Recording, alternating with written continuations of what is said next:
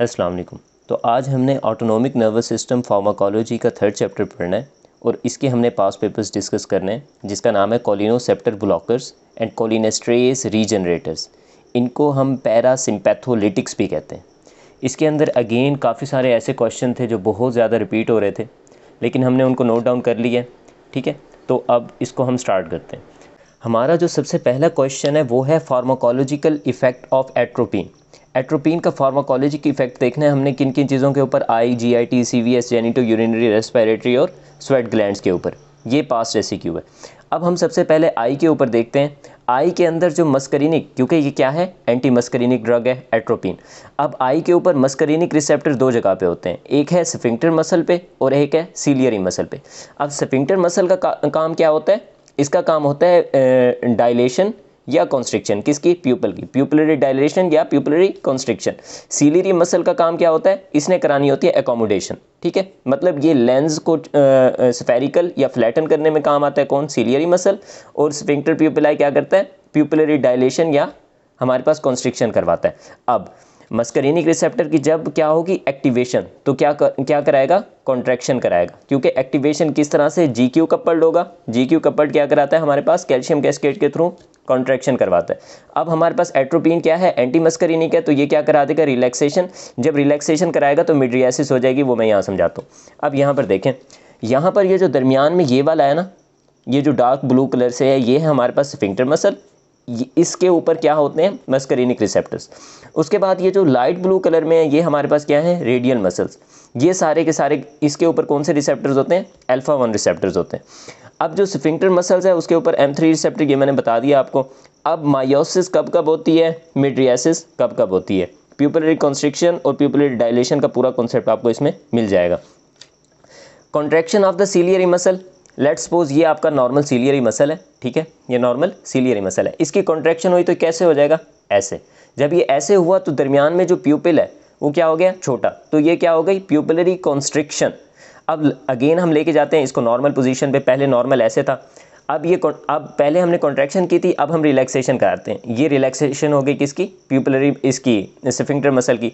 अब दरमियान में जो प्यूपिल का साइज़ है वो इंक्रीज़ हो गया, तो ये क्या हो गई? Pupillary dilation. अब कॉन्ट्रैक्शन कब होगी? जब हम क्या देंगे? Muscarinic agonist. मस्करिनिक एगोनिस्ट दिया, कॉन्ट्रैक्शन हुई। कॉन्ट्रैक्शन हुई तो क्या मतलब? मायोसिस हुई। हमने मस्करिनिक एंटेगनिस्ट दिया तो क्या हुई? उसकी डायलेशन हुई। किसकी डायलेशन हुई? प्यूपिल की। तो वो क्या हो गया हमारे पास?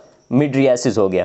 इसी तरह अब लेट्स सपोज कि इस तरह से ये हमारे पास दरमियान में प्यूपिल है और इसके इस साइड पे हमारे पास सीलियरी मसल है। सीलियरी मसल को इस तरह से पकड़ के रखा हुआ एक मसल है जिसका नाम है रेडियल मसल। अब ये रेडियल मसल और इस साइड पे एक मसल है, ये दो रेडियल मसल है। दरमियान में क्या है हमारे पास? Ciliary muscle. ये दो रेडियल मसल। अब इनकी जब कॉन्ट्रैक्शन होनी है, इनकी कॉन्ट्रैक्शन कैसे होगी? ऐसे। ये इसने क्या करना है? सीलियरी मसल को, स्फिंक्टर मसल को अपनी तरफ खींचना है। सॉरी, मैं शायद सीलियरी मसल बोल रहा था। स्फिंक्टर मसल को अपनी तरफ खींचना है। जब स्फिंक्टर मसल को ये अपनी तरफ ऐसे खींचेगा तो दरमियान में क्या होगा? प्यूपिल का साइज इंक्रीज हो जाएगा। क्या होगा? प्यूपिल का साइज इंक्रीज हो जाएगा। अब ये जो इंक्रीज हुआ तो ये क्या हो गई हमारे पास? प्यूपिलरी डायलेशन, जिसे क्या कहते हैं? मिड्रियासिस। अब ये कॉन्ट्रैक्शन की वजह से हुई। क्या हुई? कॉन्ट्रैक्शन की वजह से, रेडियल मसल की कॉन्ट्रैक्शन की वजह से। इसका मतलब अल्फा 1 एगोनिस्ट ने क्या करा दी हमारे पास? Pupillary dilation. उसके बाद अगर हम इसका क्या करते हैं? अब इस मसल को रिलैक्स करो। जब ये रिलैक्स हुआ तो क्या हुआ हमारे पास? दरमियान में जो हमारा ये मसल था ये वापस अपनी जगह पे जाएगा और क्या होगी? प्यूपिलरी कॉन्स्ट्रिक्शन हो जाएगी, मायोसिस हो जाएगी। अब यहाँ से एक दफ़ा देख लेते हैं, contraction of the sphincter muscle हो तो क्या वो किसकी वजह से होती है? मस्करिनिक एगोनिस्ट की वजह से। या ये मायोसिस की बात कर रहे हैं, मायोसिस की बात कर रहे हैं कि कॉन्ट्रैक्शन ऑफ स्फिंक्टर मसल में हमारे पास मस्करिनिक एगोनिस्ट की वजह से क्या हो जाती है? मायोसिस। उसके बाद अल्फा 1 ब्लॉकर्स। अल्फा 1 ब्लॉकर्स क्या कराते हैं? अल्फा 1 मतलब अल्फा 1 रिसेप्टर, ये मैं आपको पहले बता चुका हूँ। अल्फा 1 ब्लॉकर्स क्या कराएंगे? इस मसल की रिलैक्सेशन करा देंगे। कौन सा? रेडियल मसल की, जिसकी वजह से क्या हो जाएगी हमारे पास? अगेन मायोसिस हो जाएगी। मिड्रियासिस का भी बता दिया आपको, कॉन्ट्रैक्शन ऑफ रेडियल मसल। इसकी कॉन्ट्रैक्शन इस तरह हुई तो वो क्या करा दी उसने? Pupillary dilation. या मस्करिनिक एंटागोनिस्ट, ये वाला जो था एंटागोनिस्ट क्या करेगा? इसको ऐसे कर देगा। ऐसे था, ऐसे कर देगा, तो ये क्या हो जाएगा हमारे पास? मिड्रियासिस हो जाएगी। इसके बाद अगला जो कॉन्सेप्ट है वो है सीलियरी मसल का। सीलियरी मसल क्या करते हैं? एट्रोपिन क्या करते हैं? सीलियरी मसल की रिलैक्सेशन करा देता है, जिसकी वजह से लॉस ऑफ एकोमोडेशन या साइक्लोप्लीजिया हो जाता है। ये हम समझते हैं इधर। ये है हमारे पास एक लेंस। ठीक है, इस लेंस के ऊपर ये वाला जो लाइट ब्लू कलर में एक सीधा सा बैंड है, इसे हम कहते हैं सस्पेंसरी लिगामेंट, और ऊपर जो ये लगी हुई है गोल गोल, ये है सीलियरी मसल। ठीक है, अब ये भी सीलियरी मसल, ये भी सीलियरी मसल, इसी तरह। अब हमने क्या करना है कि सीलियरी मसल पे जितना भी रिसेप्टर्स होते हैं वो सारे के सारे क्या होते हैं, मस्करीनिक रिसेप्टर। एकोमोडेशन का जो हमारा प्यूपिल साइज है उससे कोई ताल्लुक नहीं होता, उससे कोई ताल्लुक नहीं होता। अकोमोडेशन का ताल्लुक किससे होता है, सीलियरी मसल से। सीलियरी मसल की कॉन्ट्रैक्शन हो रही है, रिलैक्सेशन हो रही है, तो एकोमोडेशन पे फर्क पड़ रहा होगा। ठीक है, अब ये वाली जो डायग्राम है उसके बारे में ये है और इसके बारे में ये है। यहाँ पर क्या हो रहा है, यहाँ पर हमारे पास जो सीलियरी मसल है उसकी क्या हो रही है, रिलैक्सेशन। अब मैं आपको यहाँ से समझाता हूँ, ये मैंने कैप्लन के अंदर सुना था, उन्होंने इस तरह से इसको समझाया था कि लेट्स सपोज ये हमारे पास एक लेंस है, ये हमारे पास क्या है, एक लेंस है, ये दरमियान में जो जगह आपको नज़र आ रही है ये क्या है, एक लेंस है, और मेरी जो फिंगर्स हैं ये क्या है हमारे पास, सीलियरी मसल। अभी आप थोड़ी देर के लिए ना जो हमारा सस्पेंसरी लिगामेंट है उसे ना हिडन कर दें। अब ये सीलियरी मसल है हमारे पास, ये वाली।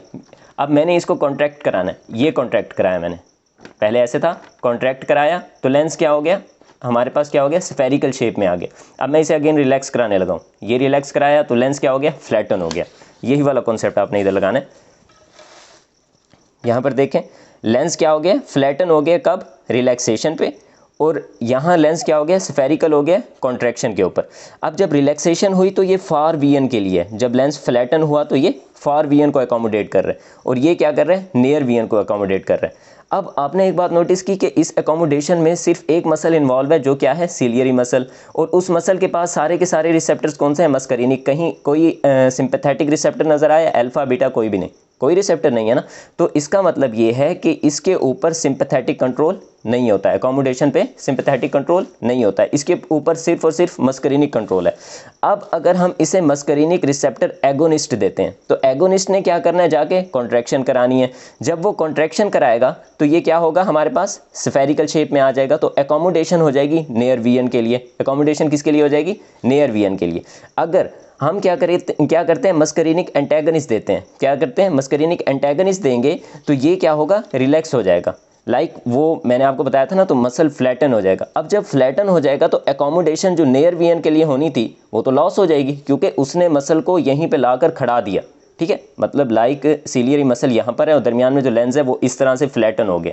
जब फ्लैटन हो गया तो उसके बाद अब एंटेगोनिस्ट लगा हुआ है, उसके ऊपर जो नॉर्मल उसका एगोनिस्ट है वो तो उसके ऊपर इफेक्ट नहीं करेगा। जब इफेक्ट नहीं करेगा तो जो एकोमोडेशन है किसके लिए, नियर वीएन के लिए, वो लॉस हो जाएगी। सारे का सारा यही है। अब जब एकोमोडेशन नियर वीएन के लिए लॉस हो जाए उसे हम क्या कहते हैं, साइक्लोप्लीजिया।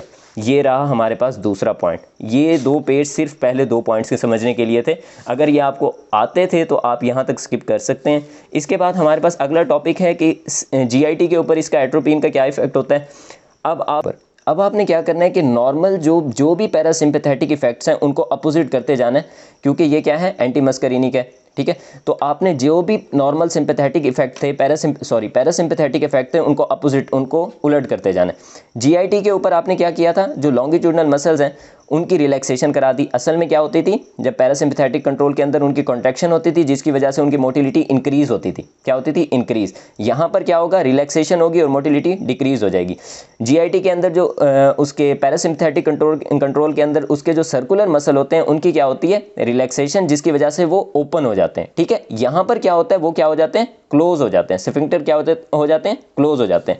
सीवीएस के ऊपर आपने देखना है, पैरासिम्पैथेटिक कंट्रोल क्या करा रहा था, हार्ट रेट को डिक्रीज करा रहा था M2 रिसेप्टर्स के थ्रू। यहाँ पर क्या होगा, हार्ट रेट इंक्रीज होगा, क्योंकि इन M2 रिसेप्टर्स को हमने क्या कर देना है, ब्लॉक कर देना है। AV नोड के ऊपर M2 रिसेप्टर जब एक्टिवेट हो रहे थे तो क्या हो रही थी, कंडक्शन वेलोसिटी डिक्रीज हो रही थी। अब जब हमने M2 रिसेप्टर्स को ब्लॉक कर दिया तो क्या होगी, कंडक्शन वेलोसिटी इंक्रीज हो जाएगी। इसी तरह जेनिट्रो यूरिनरी सिस्टम में हमने क्या देखना है, डेट्रूजन मसल जो होता है, जो हमारे पास यूरिनरी ब्लैडर होता है, ऐसे जाके ऐसे और यहाँ पर।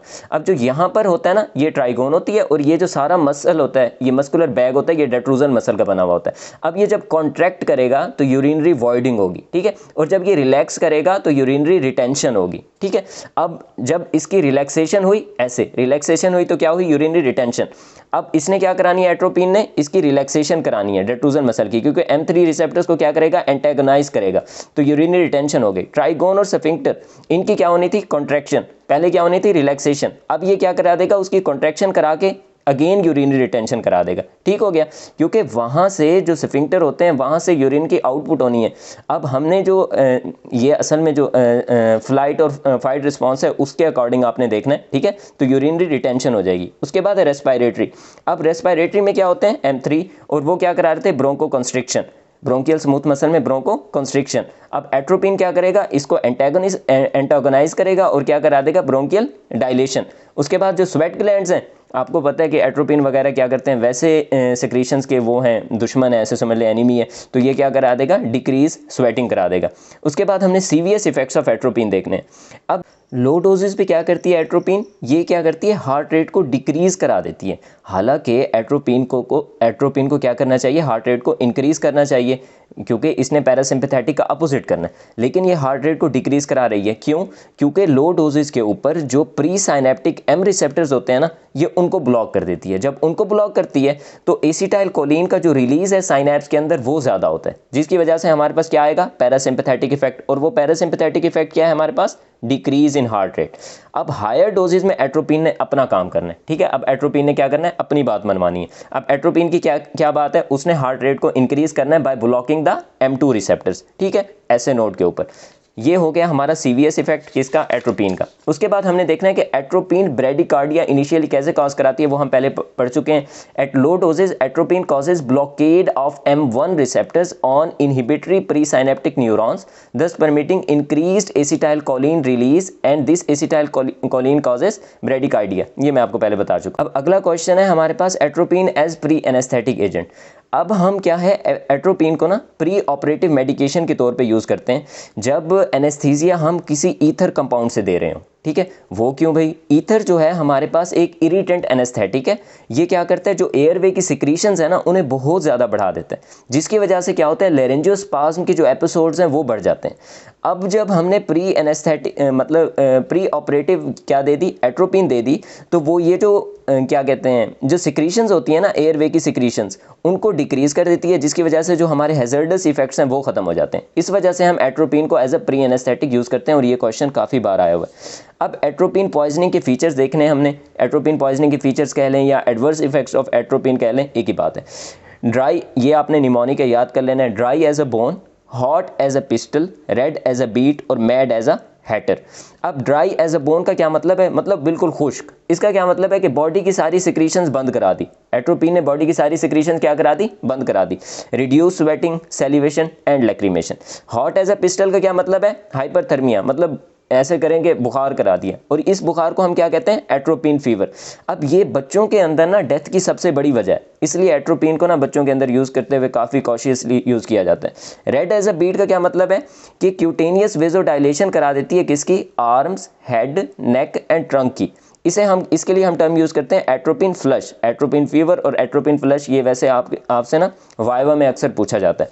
उसके बाद है मैड एज अ हैटर। हाँ, हालांकि अब इसके CNS इफेक्ट्स भी तो हैं। CNS इफेक्ट्स में इसके सेडेशन, एमनीजिया, डेलीरियम और हेलुसिनेशन ऐसे का ऐसे याद कर लेना है, ये इसके इफेक्ट्स हैं। उसके बाद हमारे पास आ जाते हैं एल्डरली के अंदर। एल्डरली के अंदर एक्यूट एंगल क्लोजर ग्लाकोमा हो जाता है, ठीक है, और यूरिनरी रिटेंशन हो जाती है। कॉमन एडवर्स इफेक्ट इसके कॉन्स्टिपेशन और ब्लड विजन है। ठीक हो गया। इसके बाद अगला जो हमारे पास है वो है dose dependent effect of atropine.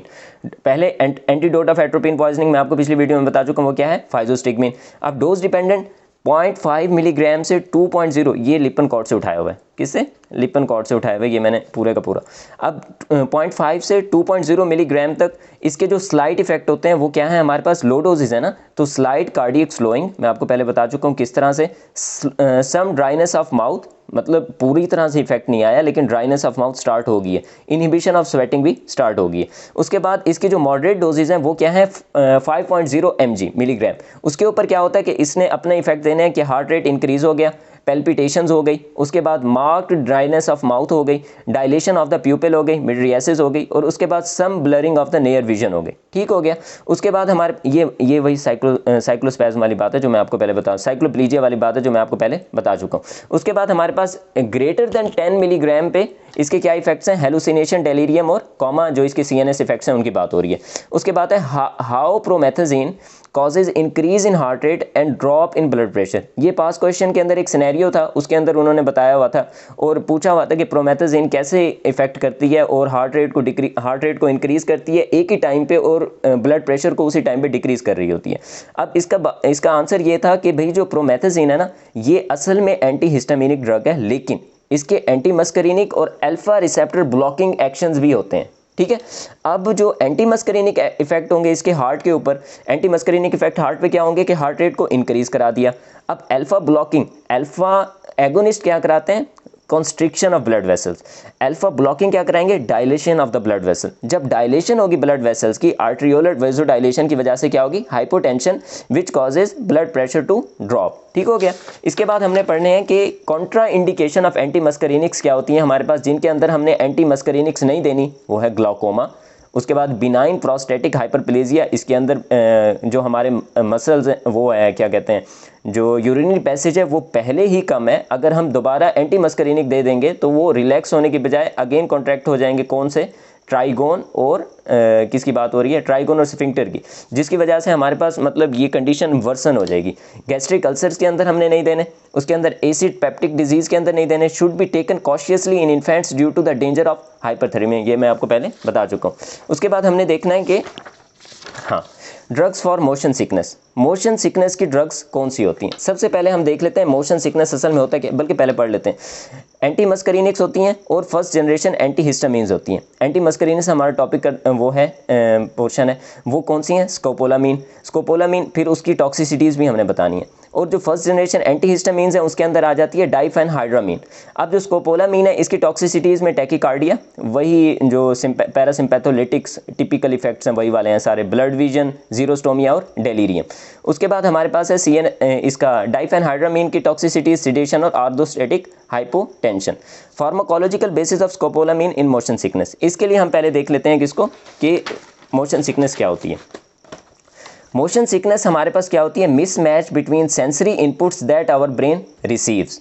Sensory inputs जो हमारे ब्रेन में आ रही थी उनके दरमियान मिसमैच। लाइक हमारा जो कंट्रोल सेंटर है, जो हमारा बॉडी पोजीशन को देखने वाला सेंटर है, वो कोई और इन्फॉर्मेशन भेज रहा है और हमारी आंखें कोई और इन्फॉर्मेशन भेज रही हैं ट्रैवलिंग के दौरान, तो उससे ये मोशन सिकनेस हो जाती है। मिसमैच और conflict between visual and vestibular system. Vestibular system कहाँ पे होता है, इनर एयर में होता है, ठीक है, और ये इन्फॉर्मेशन देता है about body position and movement, ये इनर एयर में प्रेजेंट होता है, ठीक है। अब so if our eyes does not see that type of motion, then motion sickness occurs. अगर हमारा वेस्टिबुलर सिस्टम बता रहा है बॉडी को, ब्रेन को, कि भाई बॉडी मूव कर रही है, ठीक है, बॉडी फुल स्पीड से मूव कर रही है, लेकिन और उसी साथ आप क्या कर रहे हैं, बुक रीडिंग कर रहे हैं बस में बैठ के, तो क्या होगा, या कोई वीडियोस वगैरह देख रहे हैं, तो आइज़ को तो यही लगेगा ना कि हम बैठे हुए हैं, सुकून से बैठे हुए हैं। तो ये मिसमैच हो गया जिसकी वजह से मोशन सिकनेस हो जाती है। इसके सिम्टम्स होते हैं नॉजिया, वॉमिटिंग, डिजीनेस और हेडेक। इसको ट्रीट करने के लिए या क्या करें, इसकी जो एक्टिविटी है उसे डिक्रीज़ करा दें, ठीक है, या इन दोनों के सिग्नल्स कहाँ जा रहे हैं, ब्रेन में जहाँ इनके सिग्नल जा रहे हैं वहाँ उसकी एक्टिविटी, ब्रेन की एक्टिविटी को डिक्रीज़ करा दें। वही काम क्या कर रही है, स्कोपोलामीन कर रही है, ठीक है। स्कोपोलामीन क्या करती है, इज़ अ मस्करिनिक एंटेगनिस्ट है विद, अब मस्करिनिक एंटेगनिस्ट क्या करेगा, मतलब एसिटाइलकोलिन का दुश्मन हुआ ना, तो एसिटाइलकोलिन की एक्टिविटी कम कराएगा। अब एसिटाइलकोलिन हमारे पास क्या है, एक एक्साइटेटरी न्यूरोट्रांसमीटर होते हैं कुछ, और कुछ इनहिबिटरी होते हैं। ब्रेन के अंदर एसिटाइलकोलिन हमारे पास एक्साइटेटरी न्यूरोट्रांसमीटर है। अब इसने जाके उसको क्या करना है, अपोज करना है, जिसकी वजह से हमारे पास क्या होगा कि ब्रेन की एक्टिविटी डिक्रीज हो जाएगी, और ये उसका सारा वो है, मैं आपको पढ़ के सुना देता हूँ। Scopolamine is a muscarinic antagonist with predominant effects on CNS and longer duration of action, ठीक है, ये बात सिंपल सी हो गई। उसके बाद hence modifies the neural stores of acetylcholine to reduce the neural mismatch signals. वो जो मिसमैच सिग्नल आ रहा था उसे रिड्यूस कर दिया by facilitating the adaptation and habituation process, ठीक है। उसके बाद so use to treat the motion sickness. अब जो सेलुलर टारगेट होते हैं हमारे पास एंड एडवर्स इफेक्ट, जो सेलुलर टारगेट बताने हैं और एडवर्स इफेक्ट बताने हैं किसके, स्कोपोलामीन के। जो हमारे पास सेलुलर टारगेट हैं किसके, स्कोपोलामीन के, वो हमारे पास एक तो सीएनएस है, सीएनएस के अंदर मस्करिनिक रिसेप्टर, और दूसरा कहाँ पर है, वेस्टिब्यूलर सिस्टम। वेस्टिब्यूलर सिस्टम के जो मस्करिनिक रिसेप्टर हैं वो क्या है हमारे पास, इसके सेलुलर टारगेट हैं किसके, स्कोपोलामीन के। इसके जो एडवर्स इफेक्ट हैं, टैकीकार्डिया हो गया, ब्लड विजन हो गया, जीरोस्टोमिया हो गया और डेलीरियम हो गया। इसके बाद हमारे पास आखिर में आ जाते हैं सिंपल सी classifications and therapeutic classification of antimuscarinic drug. काफ़ी इंपॉर्टेंट क्वेश्चन है, बार बार आया हुआ है। इसके अंदर मोशन सिकनेस के अंदर ड्रग्स कौन सी यूज़ हो रही हैं, स्कोपोलामीन। जीआई डिसऑर्डर्स के अंदर डाइसाइक्लोमीन। ऑफ्थेल्मोलॉजी के अंदर ये हमारा एमसीक्यू भी आया था कि ऑफ्थेल्मोलॉजी के अंदर कोई सी 3 पता नहीं 4 थी या 5 थी ड्रग्स के नाम बता दें, एंटी मस्करीनिक ड्रग्स के नाम बता दें। तो एट्रोपिन, होम एट्रोपिन, उसके बाद साइक्लोपेंटोलेट और ट्रोपिकामाइड। उसके बाद रेस्पिरेटरी सिस्टम के अंदर कौन सी ड्रग्स यूज़ होती हैं, हमारे पास इप्राट्रोपियम, टियोट्रोपियम वगैरह वगैरह यूज़ होती हैं, यूमेक्लिडीनियम। और उसके बाद यूरिनरी सिस्टम के अंदर ऑक्सीब्यूटाइनिन यूज़ होती है। कोलिनर्जिक पॉइजनिंग के अंदर जैसे ओपी पॉइजनिंग, ऑर्गेनोफॉस्फेट पॉइजनिंग, उसके अंदर एट्रोपिन और प्रेलिडॉक्सिम यूज़ होती है। हाँ, दूसरी बात, इस चैप्टर के अंदर जो प्रेलिडॉक्सिम वाला टॉपिक है वो मैंने पिछले चैप्टर में इंक्लूड कर दिया था, जिस वजह से इस चैप्टर में नहीं है, लेकिन उसमें से पास क्वेश्चन आए हुए थे जो पिछले चैप्टर में इंक्लूडेड हैं, वो वाली वीडियो आप देख सकते हैं। उसके बाद हमारे पास है clinical uses of muscarinic antagonist. Muscarinic antagonist के क्या करने हैं, क्लिनिकल यूजेस। बेंस्ट्रोपिन, बेंस्ट्रोपिन कहाँ पे यूज़ होती है, पार्किंसन डिजीज़ के अंदर यूज़ होती है, ये ट्रेमर वगैरह वाली डिजीज़ है। उसके बाद ऑक्सीब्यूटाइनिन, उसके अंदर एक्टिविटी डिक्रीज़ हो जाती है ना, इंक्रीज, उसको डिक्रीज़ करना है। उसके बाद ऑक्सीब्यूटाइनिन, ये कहाँ होती है, ओवर एक्टिव ब्लैडर के ट्रीटमेंट में यूज़ होती है, ठीक है, एंटागनिस्ट है ना, मस्करीनिक एंटागनिस्ट है। ट्रोपिकामाइड एप्थेल्मोलॉजी में यूज़ होती है। स्कोपोलामीन मोशन सिकनेस में। एक्लिडीनियम, यूमेक्लिडीनियम किस में, सीओपीडी में, क्रॉनिक ऑब्स्ट्रक्टिव पल्मोनरी डिजीज़ में।